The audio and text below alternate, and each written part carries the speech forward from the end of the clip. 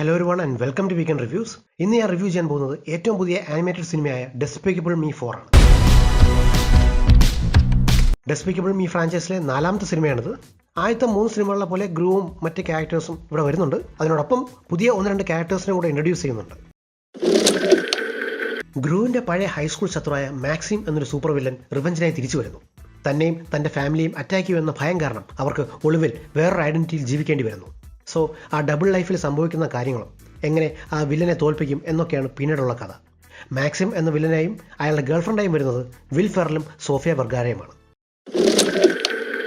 ഈ സിനിമയുടെ ഏറ്റവും ബെസ്റ്റ് പാർട്ടും ആകെ കൊള്ളാവുന്നൊരു പാർട്ടായിട്ട് എനിക്ക് തോന്നിയതും മിനിയൻസ് തന്നെയാണ്. പ്രാക്ടിക്കലി നമ്മൾ ഈ മിനിയൻസിനെ കാണാനാണ് ആൾക്കാർ ഈ സിനിമ കാണുന്നത് തന്നെ. ഇവിടെയും ഒരു രക്ഷയില്ല. അവരുടെ ആ ഒരു ഗ്രൂപ്പിനെ ആദ്യമായിട്ട് കാണിക്കുന്നത് മുതൽ പിന്നീട് അങ്ങോട്ടുള്ള എല്ലാ സീൻസിലും ഭയങ്കര കോമഡിയായിരുന്നു. അവരെ വെച്ചൊരു സപ്ലോട്ടുണ്ട്. ചില മിനിയൻസിനെ ഒരു സൂപ്പർ സോൾജർ പ്രോഗ്രാമിന് വേണ്ടി സെലക്ട് ചെയ്യുകയും അതുവഴി അവർക്ക് സൂപ്പർ പവേഴ്സ് കിട്ടുന്നുമുണ്ട്. ഈ ഫാന്റാസ്റ്റിക് ഫോറിന്റെ എക്സ്മെന്റെ ഒക്കെ ഒരു പാരഡി നന്നായിട്ട് ഇവിടെ ഒരു വർക്കൗട്ട് ആക്കിയിട്ടുണ്ട്.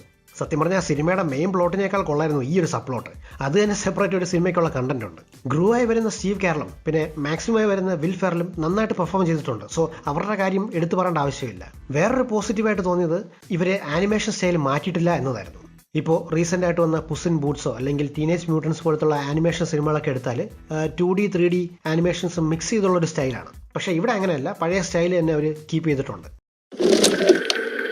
ഈ സിനിമയിൽ വലിയൊരു നെഗറ്റീവായിട്ട് എനിക്ക് തോന്നിയത് ആവശ്യത്തിലധികമുള്ള സപ്ലോട്ടുകളാണ്. അത് കാരണം മെയിൻ കഥയിൽ വലിയ ഫോക്കസ് കൊടുക്കുന്നില്ല. വില്ലനും ഗ്രൂവും തമ്മിലുള്ള ആ ഒരു ശത്രുത, ഫാമിലി ഒളിവിൽ താമസിക്കേണ്ടി വരുമ്പോഴുള്ള കഥ, പിന്നെ അതിന്റെ ഭാഗമായിട്ടുള്ള ഹൈസ്റ്റ്, മിനിയൻസിന്റെ സെപ്പറേറ്റ് ആയിട്ടുള്ള കഥ, അങ്ങനെ പോകും. വില്ലനും ഗ്രൂവും തമ്മിലുള്ള ആ ഒരു ശത്രുതയൊന്നും ഒട്ടും ഫോക്കസ് ചെയ്തിട്ടില്ല. അവിടെ എവിടെയൊക്കെ ഇടയ്ക്കിടയ്ക്ക് പുള്ളിയെ കാണിക്കും, പിന്നെ ക്ലൈമാക്സിൽ വരും, അത്രമാത്രം. ഈ മിനിയൻസിന്റെ അല്ലാതെ മറ്റൊരു തമാശയും ഇതിനകത്ത് വർക്കൗട്ട് ആയിട്ടില്ല. പേഴ്സണലി ഈ തമാശയ്ക്ക് വേണ്ടി ഇങ്ങനെ തമാശ പ്ലേസ് ചെയ്തൊരു ഫീലായിരുന്നു. ഓവറാൾ ജസ്റ്റ് ഒരു ഓക്കെ ഫിലിമായിട്ടാണ് എനിക്ക് ഡെസ്പിക്കബിൾ മീ തോന്നിയത്. സിനിമ തീരുന്നത് തന്നെ ഒരു സോങ് ആൻഡ് ഡാൻസ് സീക്വൻസോട് കൂടിയാണ്. സോ ഇത് കൊച്ചുകുട്ടികൾക്ക് എന്തായാലും ഇഷ്ടപ്പെടും. അല്ലാത്തവർക്ക് ജസ്റ്റ് ഒരു ഓക്കെ ഫിലിമായിട്ടായിരിക്കും ഫീൽ ചെയ്യാൻ ചാൻസ് ഉള്ളത്.